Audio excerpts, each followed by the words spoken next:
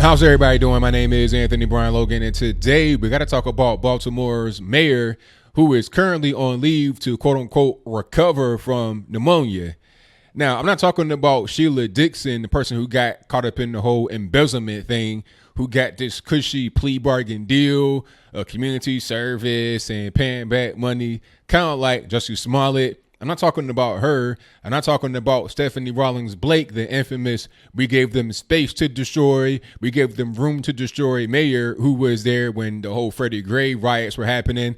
I'm not talking about either one of them. I'm talking about Baltimore's most recent mayor, Catherine Pugh.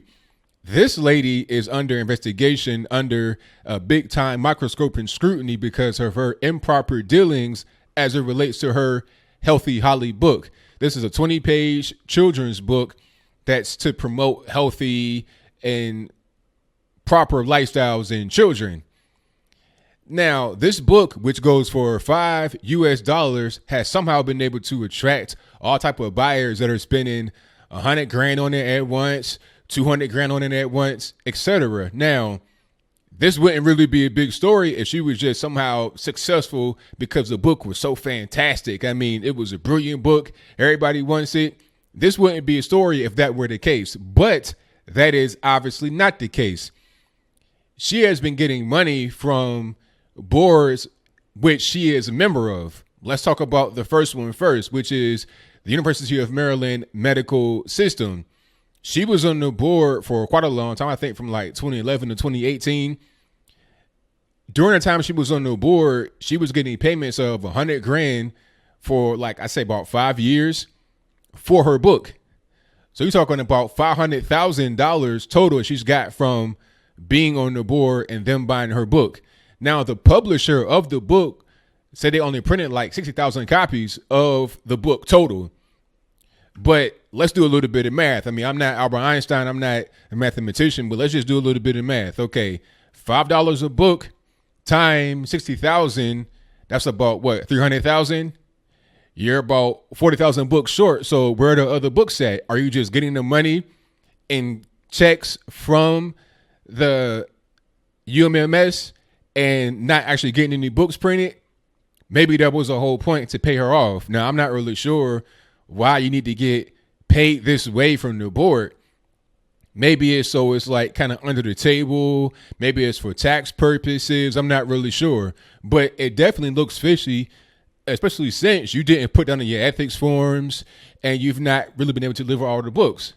According to the publisher, they said they didn't print that many books. $5 a piece. You need at least about 100,000 books to just meet that, but you're about 40,000 short. Where are the other books at? Now, because of the scrutiny she's under, because of the governor of Maryland, a Republican by the name of Larry Hogan. And by the way, thank goodness that he is a governor. I mean, Maryland has a lot of money. You got D.C. right there. It's a big corridor. You got all these cities, Baltimore, D.C., Philadelphia ain't too far away, New York ain't too far away. It has a lot of money. If it were not for Larry Hogan, Maryland may be worse than California, but I digress. I'm going to get back to it. He has put her under the microscope, and she has now just stepped down, or kind of, I don't want to say resigned, although he wanted her to. She just kind of stepped back for a little while. And you got the guy, Jack Young, a.k.a. Bernard Young, in there while she, quote unquote, recovers from pneumonia. This whole situation is crazy because she did not acknowledge on her ethics forms that she had got this money from UMMS. She came back later and said it was an oversight. Okay, whatever. But now there's more companies that have come out. There's this group called the Association or something of Black Charities, and they were getting money to give to her by way of buying the book, like $200,000. There were other companies that were giving her money as well. Casa Permanente, which is a city health insurer, paid her $114,000 for these books. In 2014 and also 2018, when she became mayor in December 2016, the very next year in 2017, Casa Permanente was given the city's health insurance contract, which is worth like $48 million. And she was on the board, which controls that money. So, I mean, that's pure quid pro quo. The UMMS thing, I'm not really sure why that was given. Maybe it was because when you're getting paid this kind of money under the table, you're more likely to do unethical and kind of backdoor things. You can play along with the game, engage in the corruption. But in the case of the city health insurer, it looks like you got paid this money as a bribe. They're buying your book. They really don't even want it. You probably didn't even print the book, but they can say, okay, we bought the book, and now you have this big contract. And the reason why I think that's the case is because there were other health insurers that were trying to pay. Care First, Blue Cross Blue Shield paid her like $14,500. Apparently that wasn't enough. You got to go up to 114 grand, 500,000, and pay your way that way. Now, this ain't nothing new for the city of Baltimore, unfortunately, which is why it looks the way it does. I mean, you got nice areas of Baltimore, of course. You got the harbor and all this and that, and looks very nice. But you go to East, West Baltimore, it's total ghetto. Okay, The Wire, that's how Baltimore is in these areas. And why is that so? It's because of all the corruption. I mean, outright in the open corruption. Not only was Catherine Pugh the current mayor of Baltimore, not only was she getting paid from the board of UMMS, there were at least 8 other people that were getting dealings kind of improper that may seem unethical as well. And the question is why? What's the purpose? Why can't you just get paid normally?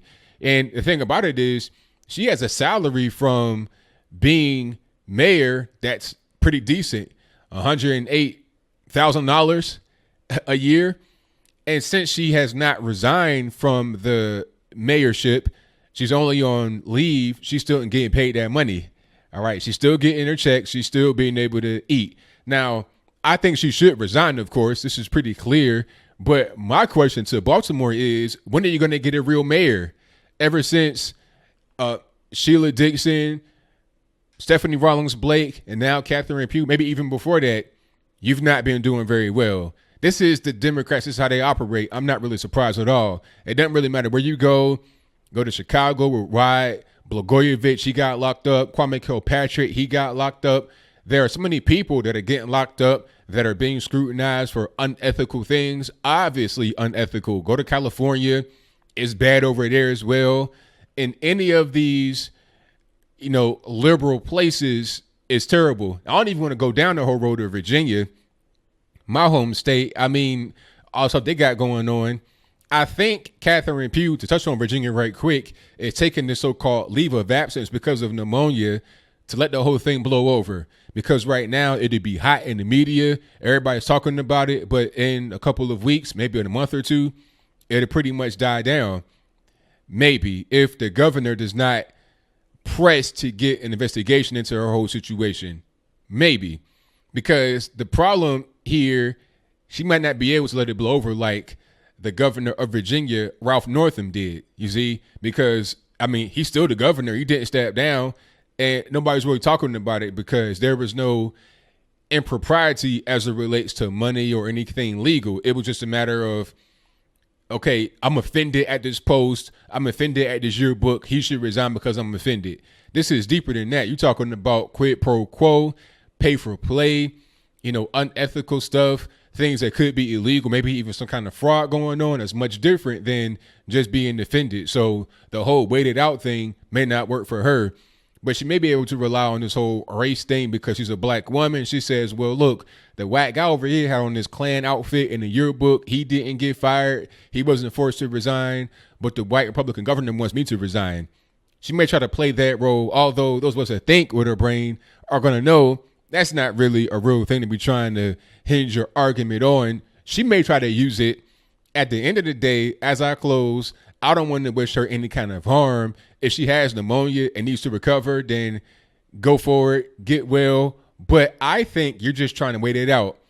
How are you going to be taking money from these people? Like, you think we're not going to know about that? Now, she did return the last payment of $100 grand. Okay. But what about the other money?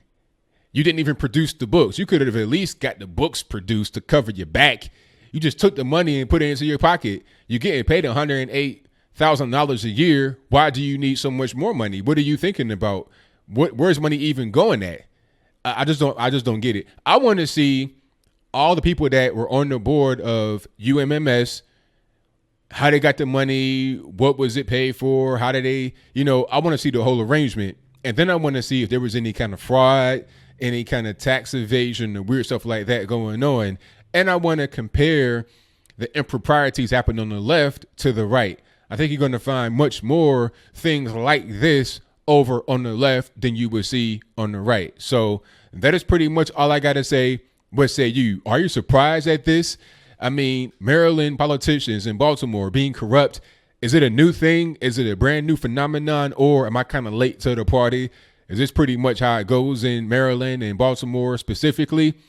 How do you feel about this whole thing? I mean, a $5 book, you're getting paid like $250,000, $550,000, $650,000 for this book.